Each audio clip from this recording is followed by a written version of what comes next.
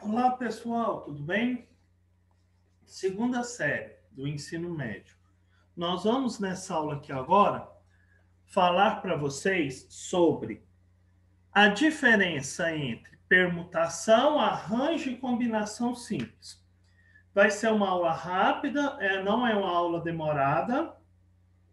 E nessa aula que nós vamos falar sobre isso, sobre arranjo, permutação e combinação simples, nós vamos estar trabalhando com vocês, né, essa questão de diferença e vamos estar trabalhando com vocês três situações, problemas, onde no enunciado não vai falar qual que é a permutação, qual que é arranjo, qual que é a combinação, ok?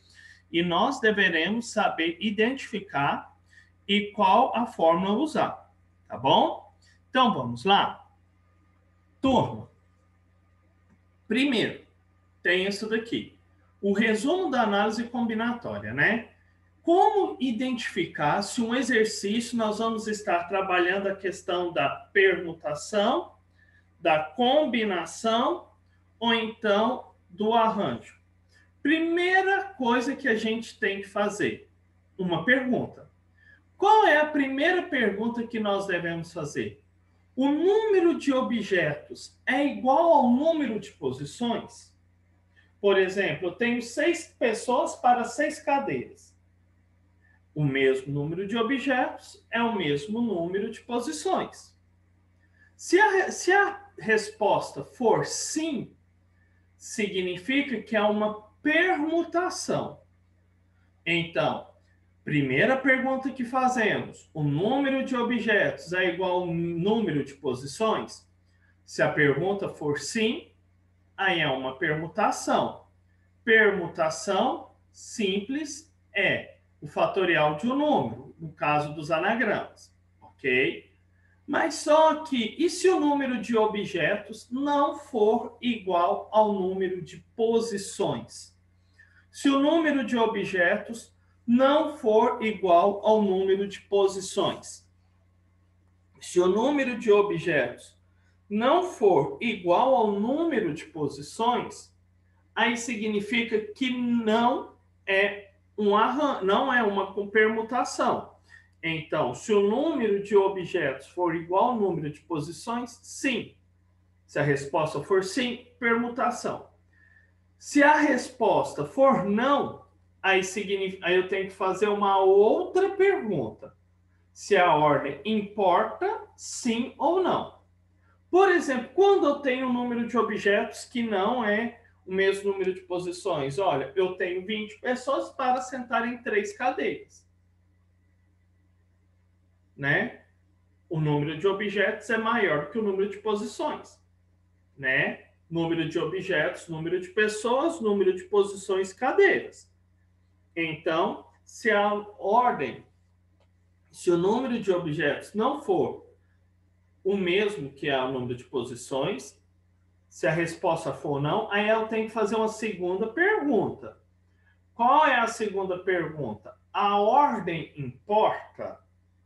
Se a ordem importar, por exemplo, se a ordem dos termos importa, aí a gente vai falar que é um arranjo. Agora, se a ordem se o número de objetos não é o mesmo que a posição e a ordem também não importa, aí é uma combinação. Entenderam, então? Para descobrir se é permutação, sim ou não. Primeiro a gente faz a pergunta: o número de objetos é igual ao número de posições? Se o número de objetos é igual ao número de posições, permutação. Se o número de objetos não é igual ao número de posições, aí eu tenho que fazer uma segunda pergunta: se a ordem importa ou não. Se o número de objetos não é igual ao número de posições e a ordem importa sim, significa que é um arranjo. Se o número de objetos não é o mesmo número de posições e a ordem importa não, significa que aí é uma combinação, ok? Os arranjos, combinações e permutações simples. Por exemplo, o critério de formação, né? Ó, critério de formação, permutação, só tem que ordenar todos os elementos, ok? Então, eu tenho que ordenar os elementos, porque pois cada um tem um lugar ali. Combinação, na permutação, tipo de agrupamento, é um agrupamento ordenado. Na combinação, só temos que escolher os elementos. Eles vão estar ordenados? Não. Arranjo, além de escolher, nós temos que ordenar os termos escolhidos e o tipo de agrupamento é um agrupamento ordenado. Ok?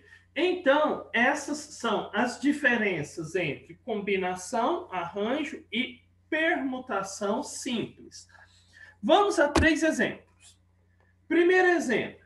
Os resultados do sorteio de uma Mega Sena foram 4, 10, 26, 37, 47 e 57. De quantas formas distintas pode ter acontecido essa sequência de resultados? Ou seja, na Mega Sena foram sorteados as 6 dezenas, né? De quantas maneiras diferentes essas dezenas podem ser sorteadas? Porque elas não necessariamente devem ter sido sorteadas nessa ordem, né? Então, eu só quero saber qual é a posição que eu posso trocar as dezenas. Então, vamos à primeira pergunta.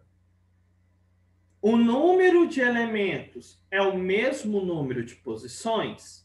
Ó, são 6 dezenas para 6 dezenas sorteadas. Então, sim. Se a resposta é sim, então nós temos uma permutação simples. Permutação simples. A permutação é simples porque não repetiu nenhum, né? Então, permutação de quanto? 6 elementos. Então, vai ser permutação de 6 é igual a 6 fatorial, que é 6 vezes 5 vezes 4 vezes 3 vezes 2 vezes 1, que vai dar 720. Então, esse sorteio da Mega Sena aí com essas 6 dezenas sorteadas pode ter acontecido de 720 maneiras diferentes. Questão 2.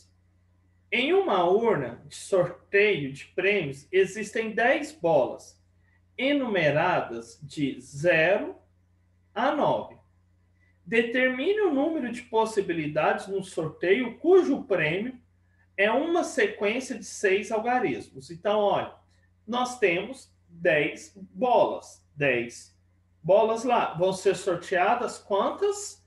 6. Então, primeira pergunta que a gente tem que fazer para verificar se é uma permutação ou não, né? O número de elementos é o mesmo número de posições? Isso é o número de bolas. É o mesmo número de bolas que serão sorteadas? Não, porque são 10 bolas e serão sorteadas 6. Tá, se não é o mesmo número, aí vem a segunda pergunta. A ordem, no caso, a ordem de quê? A ordem do sorteio, né? A ordem das bolas sorteadas vai importar? Ó, falou que as bolas, o prêmio é formado por uma sequência de 6 números.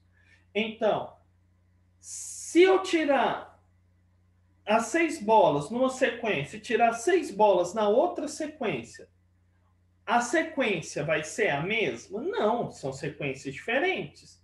Então, a ordem que vai ser sorteada as bolas vai importar? Vai. Então, a ordem importa.